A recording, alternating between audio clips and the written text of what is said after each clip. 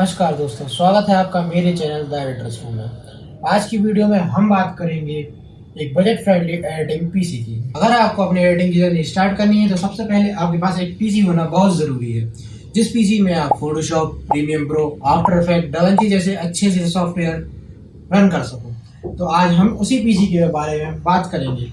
चलिए शुरू कर। सबसे अच्छी बात यह है कि आज की वीडियो में मैं आपको इंटेल और राइजन दोनों प्रोसेसर सजेस्ट करूंगा, जिससे आप अपने बजट के हिसाब से कोई एक चूज कर सकें। सबसे पहले हम बात करेंगे प्रोसेसर की। प्रोसेसर एडिटिंग एक सबसे मेन कंपोनेंट है।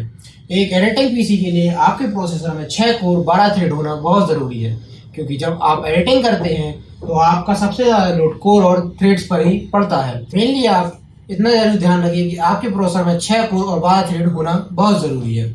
बात करें हम इंटेल की, तो आपके लिए i5 F सीरीज सबसे अच्छी हो सकती है, जिसमें 6 कोर 12 थ्रेड्स होते हैं। इंटेल i5 के साथ एक प्रॉब्लम है। अगर इंटेल i5 आप यूज़ करते हैं तो आपको एक डेडिकेट ग्राफिक कार्ड लगाना बहुत ज़रूरी है, क्योंकि इंटेल i5 में इनबिल्ट ग्राफिक्स नहीं मिलता है, जो कि हमें राइजन में देखने मिल जाता है। अगर आप राइजन की साइड जाते हैं तो आपको राइजन में राइजन R5 5600 मिल सकता है, जिसमें इनबिल्ट ग्राफिक कार्ड्स भी यूज़ होते हैं। जिसमें आप स्टार्टिंग में अगर ग्राफिक कार्ड नहीं लेना चाहते तो आप ग्राफिक कार्ड ना लगाएं। इसमें आपका मेनली प्रोसेसिंग हो सकती है और आप थोड़ी मोड़ी एडिटिंग कर सकते हैं, जिसमें आप मेनली फोटोशॉप चला सकते हैं। अगर आपको आफ्टर इफेक्ट चलाना है तो आप इंटेल में जाकर एक डेडिकेट ग्राफिक कार्ड लगाकर उसको यूज कर सकते हैं। दूसरे नंबर पर आती है रैम।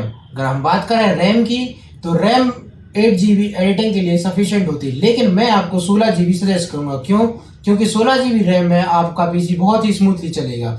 आप 8 GB की 2 रैम यूज कर सकते हैं। 8 GB की 2 रैम स्टिक इसलिए बोल रहा हूँ क्योंकि एडिटिंग सॉफ्टवेयर सबसे ज्यादा रैम कंज्यूम करते हैं।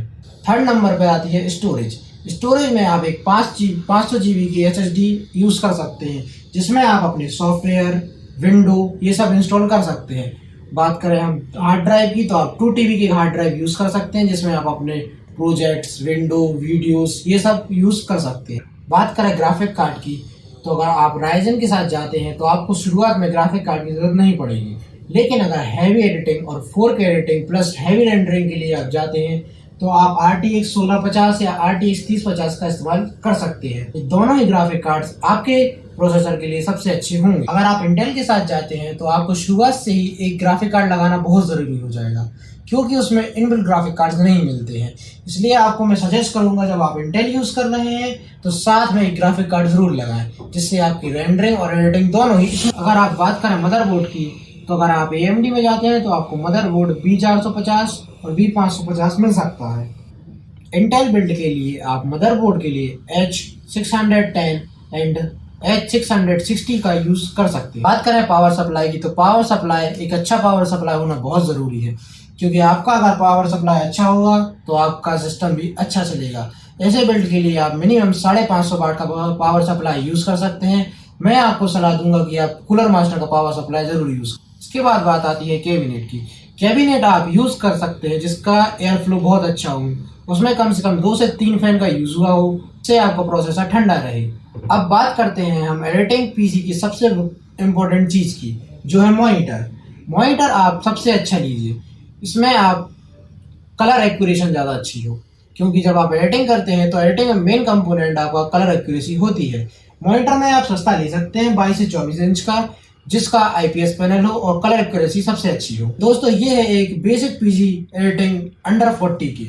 अगर आप AMD राइजन के साथ जाना चाहते हैं, जिसमें आप राइजन 5 5600G का यूज़ कर सकते हैं, तो ये आपके लिए मल्टीटास्किंग प्रोसेसर हो सकता है, जिसमें आप बिना ग्राफिक कार्ड के भी बहुत से सॉफ्टवेयर यूज़ कर सकते हैं। और ये मल्टीटास्किंग है, जिससे आप इसका लंबे समय तक यूज़ कर सकते हैं। इन फ्यूचर आप इसको अपग्रेड भी कर सकते हैं।